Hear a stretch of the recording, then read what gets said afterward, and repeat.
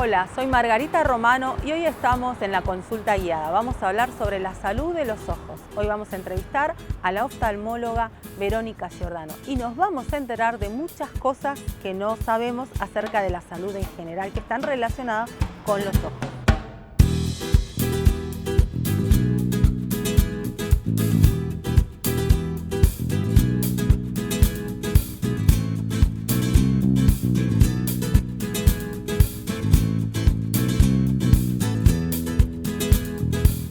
Hola, ¿qué tal? Estamos en el programa La Consulta Guiada y hoy vamos a estar con Verónica Giordano, que es especialista en oftalmología.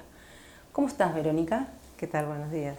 Contanos dónde te recibiste, dónde estudiaste.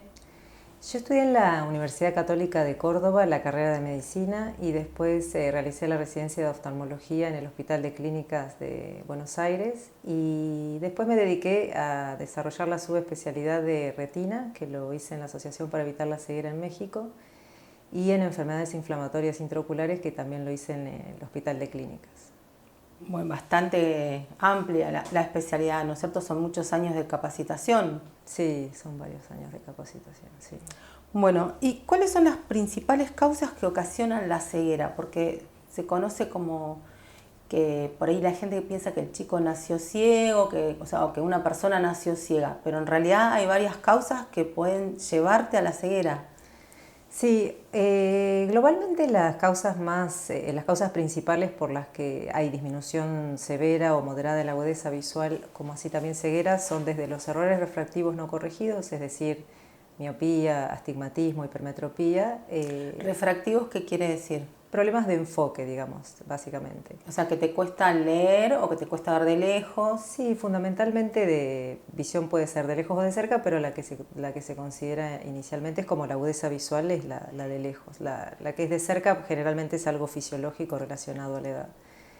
Después está la catarata. Estas dos causas son causas reversibles de agudeza visual. Y después está la degeneración macular asociada a la edad, el glaucoma y la retinopatía diabética. Generalmente las personas, o sea, las primeras dos causas, como dije, que son reversibles, pueden a veces ser tratadas por profesionales no oftalmólogos. ¿Por ejemplo? Por ejemplo, en otros países y en este país también existen optometristas u ópticos que pueden abastecer esa necesidad, claro. Pero eso por ahí alejan al paciente o a la persona con problemas oculares de que pueda ser revisado. De que no puedan ser diagnosticados. Exacto, revisado de manera adecuada. La presión ocular, por ejemplo. Exactamente, ese es un punto importante porque generalmente la hipertensión ocular, o sea, el aumento de la presión ocular, no está relacionado con síntomas para el paciente y generalmente cuando produce un daño es demasiado avanzado. O sea, que vos lo podés tener y cuando ya pasó algo es que ya sonamos, digamos, por así decir. El paciente puede notar el daño cuando ya está muy avanzado, el que está relacionado a la edad, a la presión ocular, al aumento de la presión ocular, porque produce un daño en el campo visual que debe ser muy avanzado para que el paciente... Ahora, actualmente, a los chicos los mandan antes del primer grado a un control oftalmológico.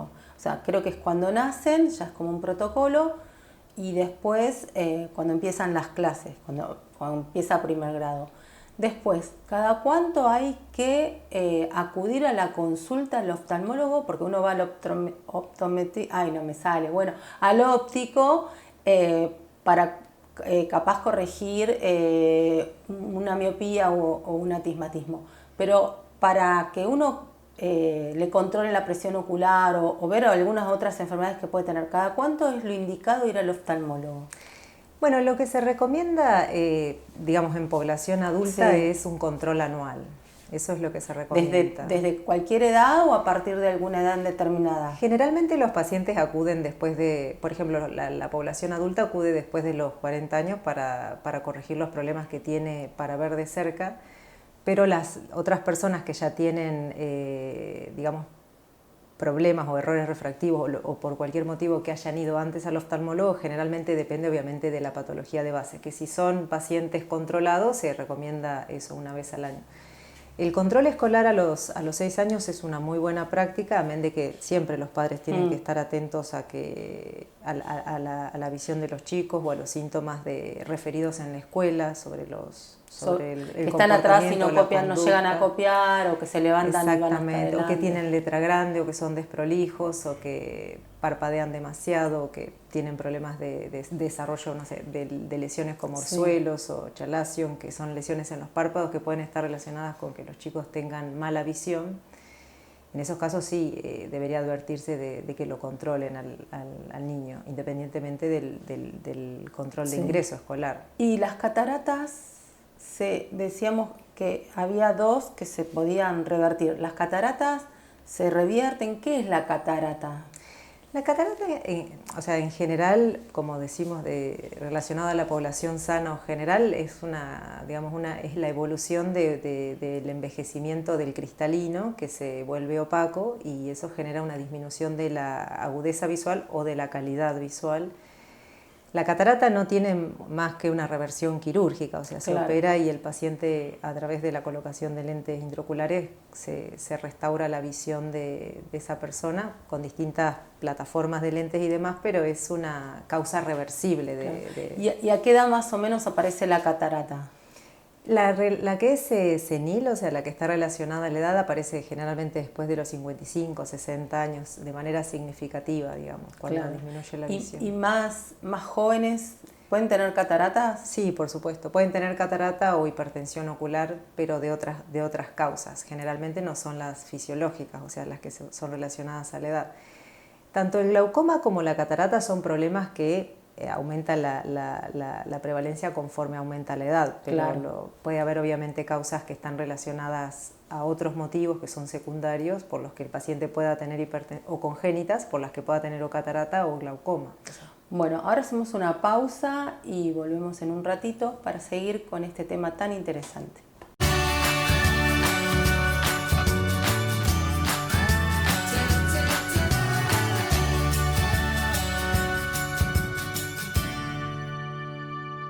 Bueno, ahora seguimos con otro tema, que son las que no se pueden curar. ¿Es así?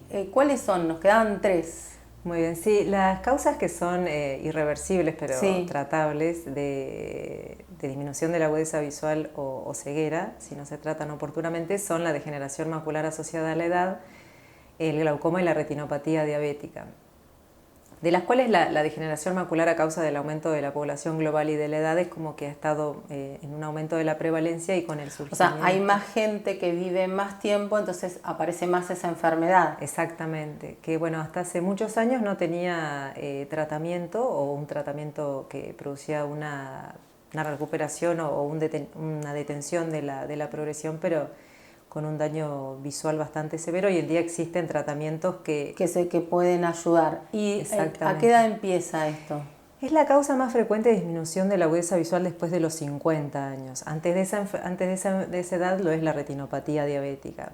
Pero la degeneración macular es una enfermedad meramente ocular, o sea, retinal, que ocurre en la parte central de la retina, que se llama mácula, y que generalmente produce como síntomas una disminución de la agudeza visual central, es decir, de la parte central, con lo que uno mira un rostro o con lo que lee un texto. Esa es la forma en la que se manifiesta. Puede ser disminución o distorsión de la visión. Y dentro de este grupo de enfermedades existen 2 tipos básicos, que una se llama húmeda y otra se llama seca. Si bien la seca es más prevalente, hoy en día es como que no tiene un tratamiento más que detengan la progresión. ¿Y eso con gotitas? Bueno, justo está aprobado hace poco una droga por la FDA, pero en Estados Unidos, que solamente disminuiría la progresión, la velocidad de progresión, pero no hay un tratamiento específico para esta. Existen otros tratamientos como la fotobiomodulación y demás, pero los resultados son bastante... Eso es muy difícil de entender. ¿Qué es? Son tratamientos que se hacen en realidad para generalizar, o pueden ser mediante inyecciones, que ese todavía no está disponible en Argentina, como también tratamientos que sí están aprobados, pero son de un resultado que tiene que ver con el enlentecimiento de la progresión, pero no con el tratamiento en sí.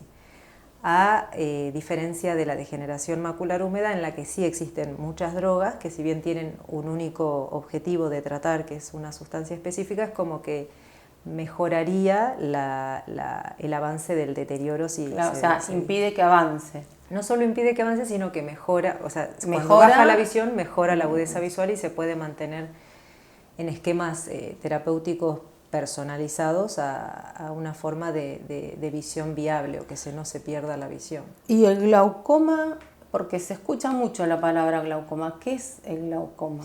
El glaucoma en sí es, digamos, es un daño en el nervio óptico, digamos que responde a varias causas, pero el principal factor de riesgo y el principal factor que se puede controlar es el aumento de la presión ocular. Que ese tratamiento es desde tratamiento con gotas inicialmente, puede ser tratamiento con láser, y hasta que se llegan a niveles donde la presión ocular puede provocar un daño que no impida que progrese el daño en el campo visual, porque produce un deterioro en el campo visual. Es decir, el campo visual es el área de visión mirando un punto fijo. El deterioro que produce el glaucoma es una pérdida de ese campo visual. Entonces, ¿Y está relacionada con la hipertensión, con alguna otra enfermedad o es indistinto? O sea, podés tener glaucoma y no tener ningún otro problema de salud.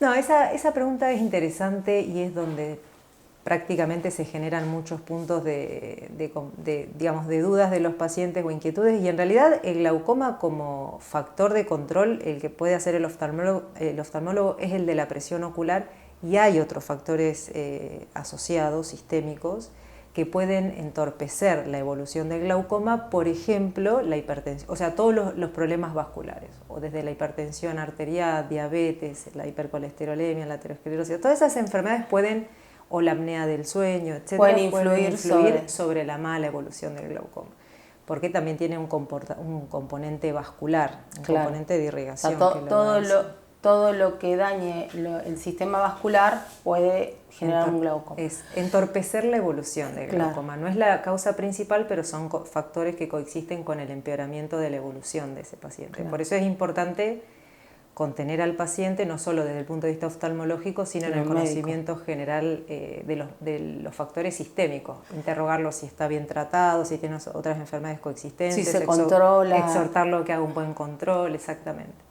Y la retinopatía diabética, esa está más relacionada con una enfermedad sistémica que es la diabetes. Bueno, la retinopatía diabética es una de las enfermedades sistémicas más comúnmente encontradas en el fondo de ojos, que es el examen que realizamos en el consultorio bajo dilatación, donde vemos la totalidad de la retina, y son los únicos vasos que uno puede ver de manera directa. Dentro del fondo de ojos podemos descubrir hallazgos que están relacionados con la retinopatía diabética siempre y cuando tenga un tiempo de evolución. La diabetes no produce de manera inmediata daños en la y eso la es vasculatura cuando te dicen que te van a hacer fondo de ojos, que te ponen la gotita, esperás y después ahí sí, y después a muchos no ves nada. A muchos no les gusta, y sí, se produce una visión borrosa que dura unas horas, pero es de muchísima utilidad. Siempre es importante exhortarlos a que se los hagan para que uno pueda tener un panorama completo del examen y venir acompañado ocular. Para volver, no salir a manejar, sí, por o por lo ejemplo. menos no manejando, no venir manejando para irse más tranquilos. Y ahí es donde podemos no solo ir acompañando al tratamiento que el paciente hace con su médica endocrinóloga o clínica con respecto al tratamiento de la diabetes, sino también manejarlas a nivel ocular para que no produzca una amenaza en la visión, o sea, desde el manejo de las complicaciones que puede producir, que es desde la retinopatía diabética o el edema macular diabético. En términos prácticos, o afecta a la parte periférica de la retina o afecta a la parte central. ¿Eso qué quiere decir? Porque ahí central... Es decir, la retina es toda esta área que uno, si abarca del ojo, es toda la parte, en este esquema de naranja, es toda la capa interna que cubre al ojo. Es la parte, digamos, nerviosa o de tejido nervioso que tiene la retina, a través del cual se va después en el nervio óptico a la información a procesar en el cerebro. Si se daña la retina, se daña toda la respuesta visual que un paciente pueda tener, de manera generalmente de un daño que genera bastante morbilidad, o sea, es irreversible el daño que se pueda generar. Vamos a una pausa y nos contás otras cosas que ayuda a hacerse un fondo de ojo.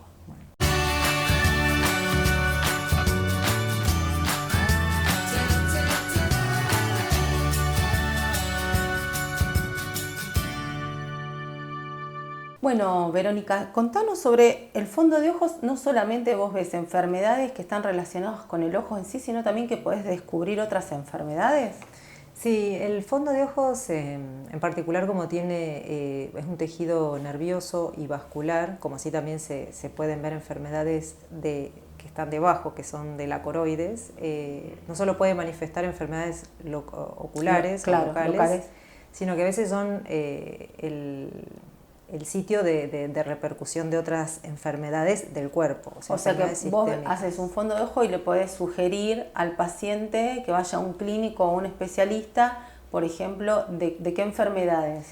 Bueno, se ven hallazgos, por ejemplo, de los vasculares en particular, por ejemplo, de cambios en los vasos relacionados a hipertensión arterial. Entonces, a veces remitimos al paciente a que se haga un examen de presión arterial. Claro. O también a veces enfermedades que tienen que ver con una disminución de la irrigación al ojo, por ejemplo, síndromes isquémicos oculares, que a veces tienen que ver con enfermedades que surgen a nivel de los vasos carotídeos, o a veces incluso los vasos carotídeos, ¿cuáles son? Cuello, los vasos del cuello. Ese que donde se toma a ver si tiene pulso. Sí, pero bueno, es ahí donde a veces se forman placas ateromatosas que despiden microémbolos y a veces ocluyen vasos y pueden producir daños transitorios o sea, problemas de visión transitorios. Claro. O que sean, por ejemplo, oclusiones venosas, o sea, que se tapen las venas, que eso genera un problema a veces severo y eso está relacionado con, por ejemplo, el colesterol alto. Claro, con todos los factores de morbilidad sistémico, que puede ser la hipertensión, diabetes, hipercolesterolemia, son los factores más severos. Pero puede ir desde valvulopatías en personas más jóvenes u otro problema de corazón. Claro, problemas de válvulas en el corazón que generan turbulencias en el flujo y eso genera... ¿Y hay drogas que influyen en la visión? Por ejemplo, te estoy tomando algo para el corazón o para otra cosa. ¿Esas medicaciones también pueden afectar la visión? Sí, bueno, esa es una pregunta interesante. Las medicaciones no están, las medicaciones digamos, repercuten en muchas partes del cuerpo y el ojo no deja de ser un órgano donde repercuten. Hay algunas donde es condición sine qua non que cuando uno revisa y encuentra hallazgos es suspenderla. Dentro de las más comunes quizás pueda uno recordar, se me viene a la mente, por ejemplo, la hidroxicloroquina que se usa en el tratamiento de la artritis reumatoidea.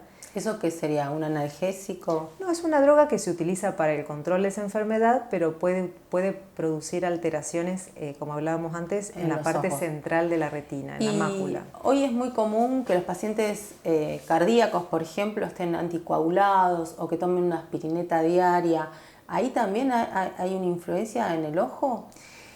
No, en general los tratamientos, si el paciente está bien controlado y requiere de ese tratamiento es superior a lo que se pueda considerar a nivel ocular. No hay ningún factor, por ejemplo, de procoagulación, o sea, anticoagulante que pueda, producir un efecto directo sobre el daño a nivel ocular. Al ¿Y las hormonas, algún problema endocrinólogo puede ocasionar algún problema en la visión o no está tan relacionado? No, sí, por supuesto que sí, muchos en realidad, pero por ahí de manera en frecuencia son los distiroidismos, o sea, distiroidismos tanto en hiper como en hipo pueden producir, son los que pueden producir daños a nivel de la órbita y del globo ocular. Claro, porque los ojos saltones también, ¿no? Cuando alguien parece que se le están saliendo los ojos, eso es también un síntoma de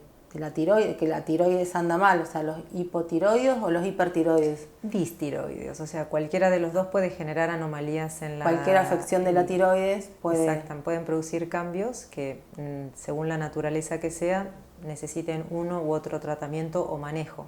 Claro, y eso es... No siempre el saltón en sí tiene esa enfermedad, pero sí es algo que chequear. Exacto, porque puede ser por ejemplo, los pacientes miopes altos, o sea, que tienen los problemas para ver de lejos de mucha miopía, pueden tener el aspecto de tener un globo más protuido, pero no es... Por el esfuerzo que hacen... No, por el tamaño y la configuración, digamos, del ojo en sí respecto a los párpados. Y ahora hay más aire, la gente accede más al aire acondicionado. Entonces, ¿eso influye al ojo seco, por ejemplo? Bueno, ahí es como que mencionaste una causa, bueno, es el motivo de consulta más común, que es el ojo seco. El ojo seco en realidad es una patología que si bien está relacionada con muchos factores, puntualmente en La Pampa, como tenemos un clima predominantemente seco y ventoso, es un motivo de consulta bastante frecuente, que puede ir desde cambios leves a a problemas severos en la visión.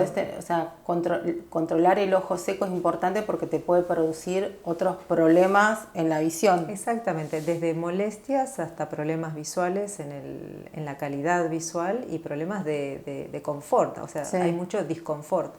Por supuesto que todo el uso o los hábitos que hoy en día tienen las personas contribuyen a que existan más empeoramiento o síntomas que son poco tolerados a veces, y que eso sí conlleva a que encuentre un régimen de tratamiento apropiado o adecuado a cada necesidad. Exactamente. Quizás haya también recomendaciones ergonómicas sobre cómo manejar ese ojo seco dentro de la oficina o dentro del lugar de trabajo, que las implemente primero el paciente y después puedan eventualmente ser extensivas para el resto de esa población laboral o de ese ámbito de trabajo, ¿no? Bueno, eso sería lo ideal. Y ya te hago la última pregunta porque está terminando el programa. Recomendación para los que están trabajando en la computadora todo el tiempo, o sea, ¿qué recomendación le das? La recomendación en general siempre es la de tratar de hacer pausas mientras trabajan, o sea, generalmente se recomienda pausas de cada 20 segundos, cada 20 minutos descansar 20 segundos, mirar a 20 metros, lo que mejora no solo la dinámica acomodativa, o sea, levantarla, o sea, vos estás en la computadora y cada tanto levantás la vista enfocando algo que esté lejos. Exactamente, eso mejora muchísimo la capacidad de enfoque, no disminuye la visión cuando terminamos de trabajar, genera un aumento de la frecuencia del parpadeo, por ende mejora la lubricación. Y en general, para otras poblaciones que son, por ejemplo, las de crecimiento, que son los chicos adolescentes, a veces se recomienda que pasen tiempo afuera, dentro de fuera del interior de sus casas, por decirlo, y también a veces que si pueden trabajar con fondos negros y no blancos, es una ¿Y se pueden usar lentes para proteger también? El lente hoy en día está bueno, como bastante en boga el tema del filtro azul, que puede ser una recomendación, aunque no es una exigencia, pero esas recomendaciones que son prácticas, las más fáciles de hacer, son las más difíciles de cumplir a veces, y son las que prestan más utilidad o como recomendaciones para que el problema no empeore, sobre todo los chicos que están en crecimiento, ¿no es cierto? Para el resto de la población adulta tienen que ver con el confort del uso de la computadora. Bueno, muchas gracias, Verónica, por esta charla que nos diste. Así que bueno, espero que haya servido para todos un pantallazo sobre la salud ocular.